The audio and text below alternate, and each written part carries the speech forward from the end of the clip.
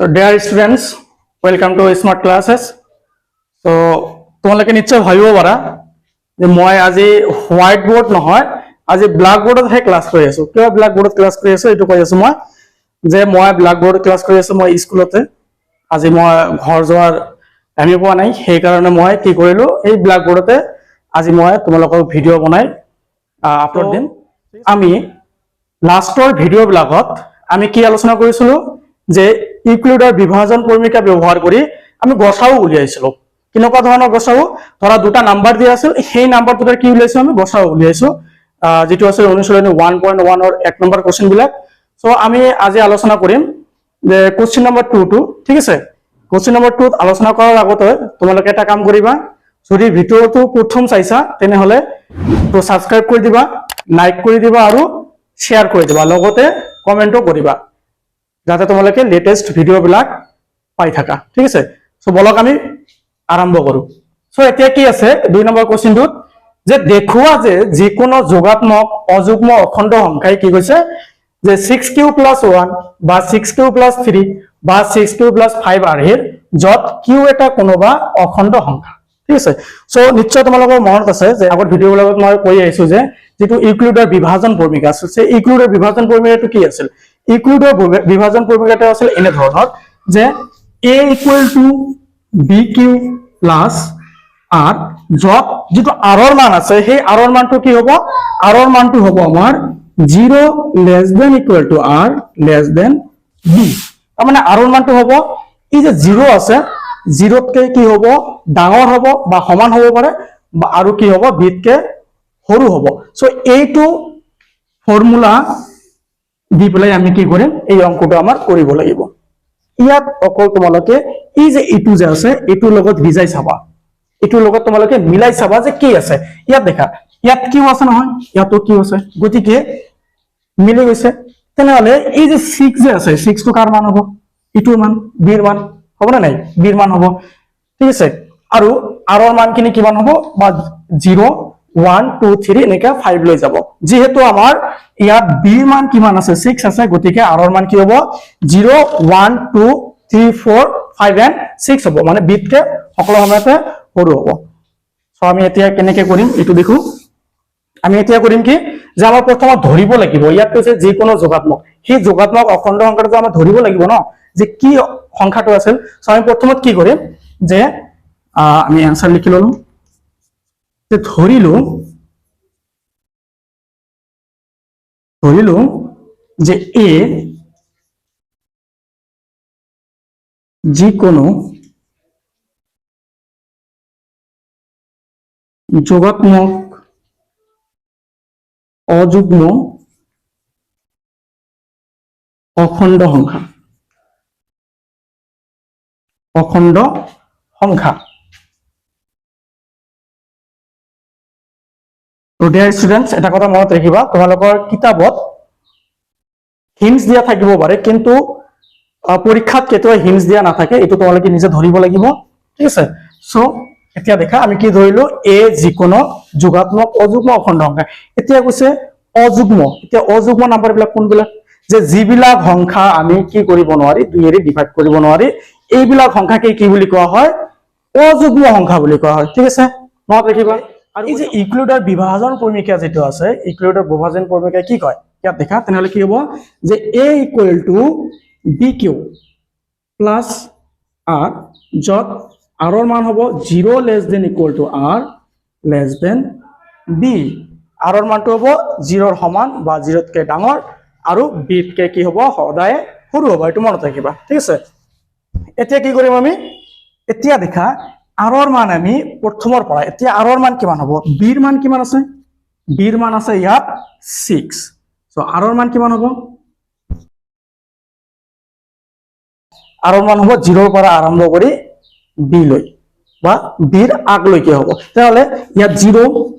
1 2 3 4 and 5 এই কেইটা আহিব আমাৰ কি r ৰ মান, ঠিক আছে। তেতিয়াহ'লে কি কৰিব লাগিব, এতিয়া আমাৰ এই যে r ৰ মান যিখিনি আছে r ৰ মান প্ৰথমত আমাৰ 0 ধৰি ইয়াত বহুৱাই প্লাই কৰিব লাগিব,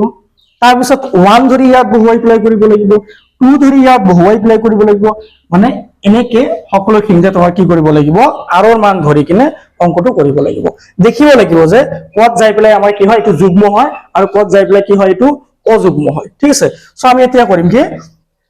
যে প্ৰথমত ইয়াত আৰৰ মান কিমান আছে 0 আছে সো আমি 0 ধৰিম যেতিয়া কি হ'ব আৰৰ মান 0 হ'ব তেতিয়া কি হ'ব যে a = bq plus r এতিয়া লিখা b এর মান কিমান পাইছো আমি 6 এটো বহাই দিয়া 6q প্লাস এতিয়া কিমান পাইছো r ৰ মান কিমান পাইছো 0 পাইছো ঠিক আছে মই ইয়াতে লিখিছো a = 6q plus 0 সো এটো কি হৈ যাব 6q হৈ যাব এতিয়া দেখা এই যে 6q যে আছে এটো আমি 2 ৰে ডিভাইড কৰিব পাৰো না নাই নিশ্চয় পাৰো 6 ক 2 ৰে ডিভাইড যাব 2 ৰে ডিভাইড গলে কিমান হ'ব आंसर আমাৰ 3 আহিব তাৰ মানে আমি ইয়াক 2 ৰে ডিভাইড কৰিব পাৰো তেতিয়া হলে এই কি হ'ব যুগ্ম হ'ব না অযুগ্ম হ'ব এটো হ'ব যুগ্ম গতিকে তোমালোকে লিখিব পাৰা যে ই যুগ্ম সংখ্যা ঠিক আছে ই কি হ'ব এটা যুগ্ম সংখ্যা হ'ব ঠিক আছে মই কোশ্চেনটো মুছি দিছো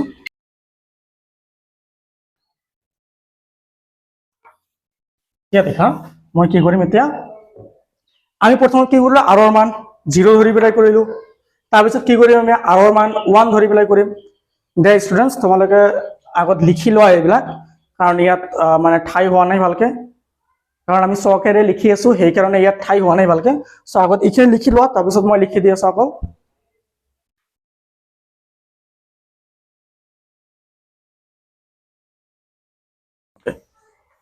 এতিয়া কি কৰিবা আমি r ৰ মান কি ধৰি কৰিছো 0 ধৰি কৰিছো এতিয়া আমি r ৰ মানখিনি 1 ধৰি পেলাই কৰিম ঠিক আছে r ৰ মান যেতিয়া কিমান হ'ব 1 হ'ব তেতিয়া কি হ'ব যে a = bq plus r তাৰ মানে b ৰ মান ইয়াত কিমান আছিল 6 আছিল 6 বহুৱাই দিয়া 6q in plus কি আছে r আছে এতিয়া r ৰ মান 0 হৈ গল এতিয়া r ৰ মান কিমান আছে 1 ধৰিছো গতিকে 1 দিয়া এতিয়া দেখা এই 1 টো কি হয় 1 টো আমি 2 ৰে ডিভাইড কৰিব জানো পাৰো জানো এটো নোৱাৰো গতিকে ই কহিব ই অযুগ্ম হ'ব গতিকে লিখি দিয়া যে ই এটা কি হ'ব অযুগ্ম সংখ্যা এটা হ'ব কি অযুগ্ম সংখ্যা তাৰ পিছত কৰিবা কি যে এতিয়া r ৰ মান কিমান 2 নহলে কি হ'ব a = bq plus r ঠিক আছে এতিয়া এই b ৰ মান কিমান আছে ইয়াত 6 আছে 6 বহাই দিয়া q ৰ মান কিমান আছে q ৰ মান আছে q হ'ব ইয়াত কোনো q ৰ মান দিয়া নাই সো এতিয়া r ৰ মান কিমান আছে 2 আছে এই দুইটো কি হ'ব এটো এটা যুগ্ম সংখ্যা গতিকে আমি কি লিখিম যে ই এটা কি হ'ব যুগ্ম সংখ্যা হ'ব ঠিক আছে লিখিলো এতিয়া কি কৰিম r ৰ মান আকৌ লিখা r ৰ মান 3 a = bq plus r আৰু এতিয়া কি হ'ব এটো মই এখিনি মোহাৰি দিছো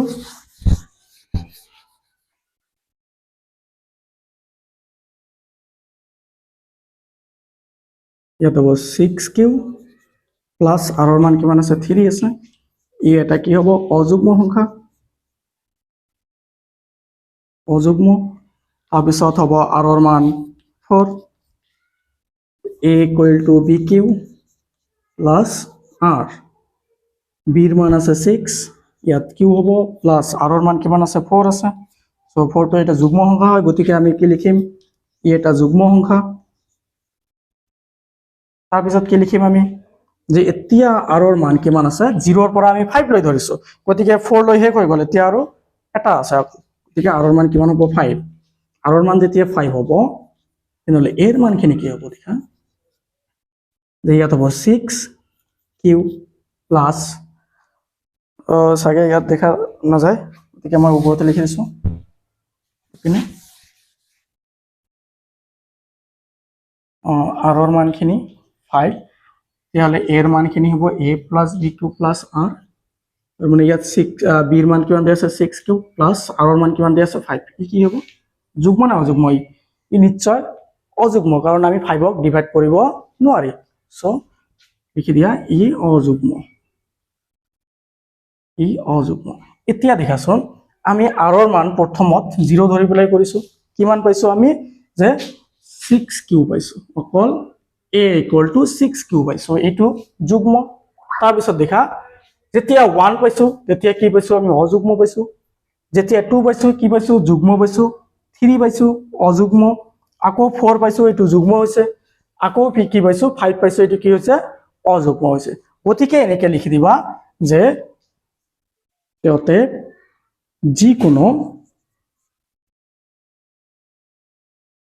যিকোনো যোগাত্মক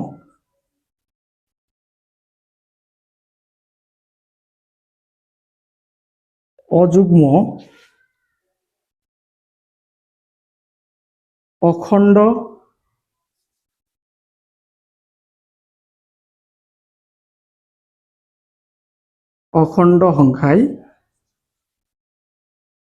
সংখ্যাই কি হ'ব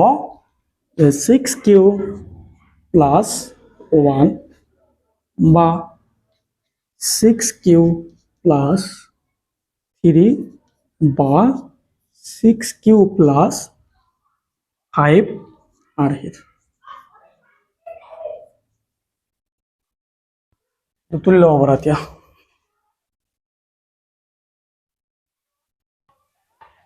আমি কোশ্চেন নাম্বাৰ 2 কৰিলো, এতিয়া আমি কোশ্চেন নাম্বাৰ 3 কৰিম। কোশ্চেন নাম্বাৰ 3 কি হৈছে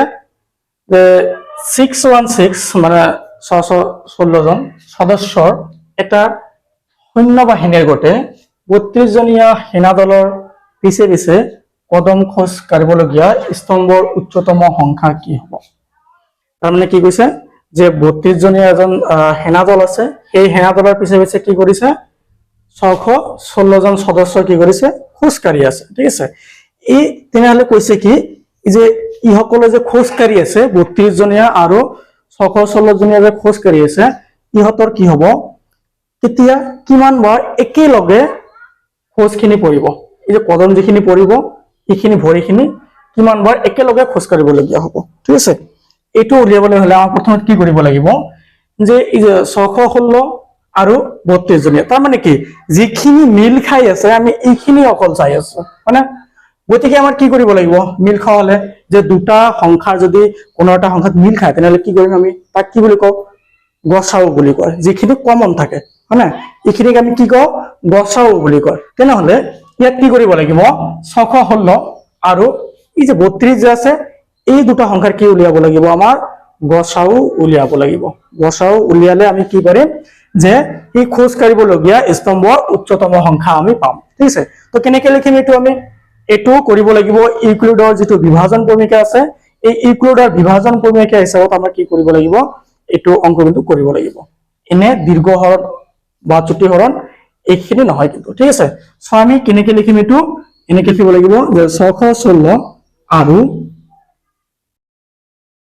আৰু কি কৰিব লাগিব এই যে 32 যে আছে এইটো লিখা 32ৰ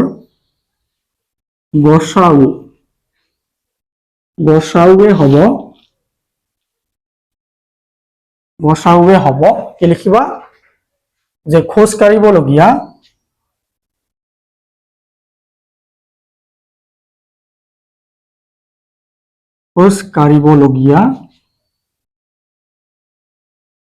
স্তম্ভৰ উচ্চতম সংখ্যা।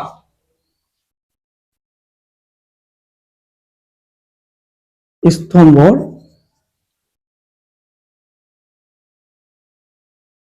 উচ্চতম সংখ্যা।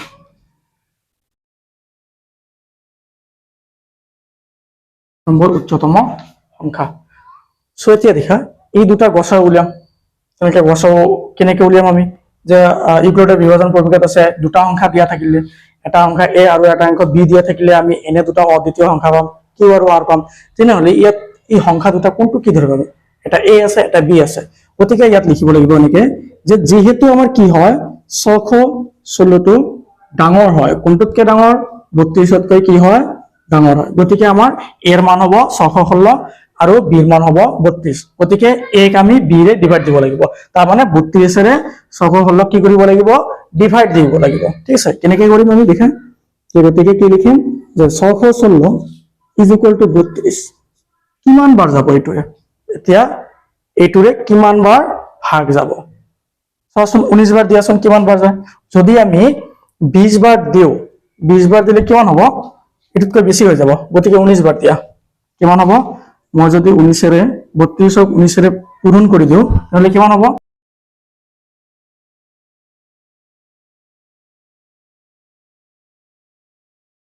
হাতৰ 100 মানে 608 হৈ আছে হয়না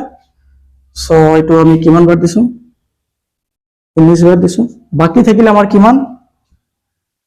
616 পৰা আমি যদি 608 মাইনাস দিও তাহলে কিমান বাকি থাকিব আমাৰ বাকি থাকিব 8 বাকি থাকিব তাহলে এতিয়া কি কৰিম আমি আগৰ ভিডিঅ'ত কি কৰিছিলো আমি আগত কেনেকৈ চাইছো যে যেতিয়ালৈ r ৰ মানটো কি নহয় শূন্য নহয় তেতিয়ালৈ আমি কৰি থাকিব লাগিব r ৰ মান যেতিয়াই শূন্য হ'ব তেতিয়া হেইটো লাইনতে আমাৰ গসাউখিনি উলিয়া যাব আৰু গসাউখিনি কোনখিনি হ'ব হেইটো লাইনতে b ৰ মান যেটো আছে এইটো হ'ব কি আমাৰ গসাউ ঠিক আছে তেতিয়ালৈ ইয়াতো এতিয়া r ৰ মান শূন্য হোৱা নাই তাৰ মানে এইটো হ'ব আমাৰ a ৰ মান এইটো b এইটো q আৰু এইটো কাৰ মান r ৰ মান তেতিয়ালৈ দেখা r ৰ মান আমাৰ কিমান আছে 8 আছে এটা শূন্য হোৱা নাই তেনালে এতিয়া আমি কি কৰিম নেক্সট স্টেপত আমি কৰিম কি এই যে b ৰ মান যেটো আছে b ৰ মানটোক আমি a বনাই দিম তাৰ মানে 32ক আমি ইফালে লৈ আহিম গতিকে আমি 32 দিম ইফালে তাৰ পিছত কৰিম কি কোনটোৰে আমি এতিয়া ডিভাইড দিম কিয়া কিউৰে নহয় এতিয়া দেখিব লাগিব আমাৰ b ৰ মান আৰু r ৰ মানখিনি b ৰ মান আমি a বনাই দিছো এতিয়া r ৰ মানখিনি আমাৰ b বনাই দিব লাগিব তাৰ মানে এটেৰে আমাৰ 32 কি কৰিব লাগিব ভাগ কৰিব লাগিব গতিকে কিমান হ'ব আমি যদি এটেৰে ভাগ দিও কিমান বাৰ যাব এটো 4 বাৰ যাব 4 8 গুণ 32 হয় গতিকে এটো বাকি থাকিব কিমান 32 পৰা 32 গলে শূন্য বাকি থাকিব গতিকে শূন্য হৈ গল এতিয়া দেখা r ৰ মান কি হল শূন্য হৈছে তাৰ মানে ভাগশেষ শূন্য হৈ গল এতিয়া কি কৰে এতিয়া ইয়াতে গসাউ থাকিব হে গসাউখিনি কোনখিনি হ'ব 32 হ'ব না 8 হ'ব না 4 হ'ব না শূন্য হ'ব কোনটো হ'ব ইয়াৰ গসাউ হ'ব 8 খিনি যেখিনি b ৰ মান থাকিব এই b ৰ মানটো হ'ব কি ইয়াৰ গসাউ এইটো হ'ব ইয়াৰ গসাউ ঠিক আছে গতিকে কি লিখিম আমি যে গসাউ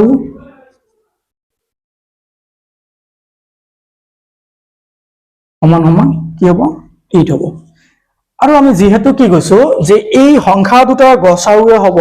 খোজ কাঢ়িবলগীয়া স্তম্ভৰ উচ্চতম সংখ্যা গতিকে এতিয়া গসাউ কিমান উলিয়াইছে 8 উলিয়াইছে এই 8 টোৱে হ'ব কি আমাৰ খোজ কাঢ়িবলগীয়া স্তম্ভৰ উচ্চতম সংখ্যা ঠিক আছে মই ইপিনে লিখি আছো কি এটা কি লিখিম এটা লিখিম যে খোজ কাঢ়িবলগীয়া টেপ নিৰ্ণয়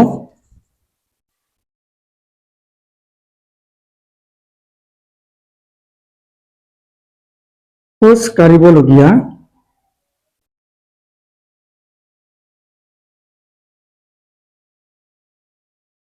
স্তম্ভৰ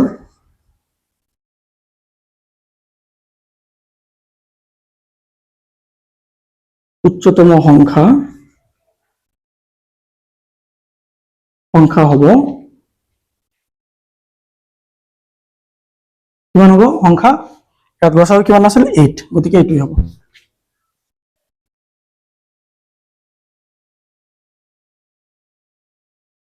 আজিলৈ ইমানখিনিয়ে আৰু নেক্সটৰ ভিডিঅ'ত তোমালোকে পাবা কোৱেশ্চন নম্বৰ 4 5 6 এইবিলাক পাই থাকিব আৰু চেনেলটো সাবস্ক্ৰাইব কৰিবলৈ নাপাহৰিবা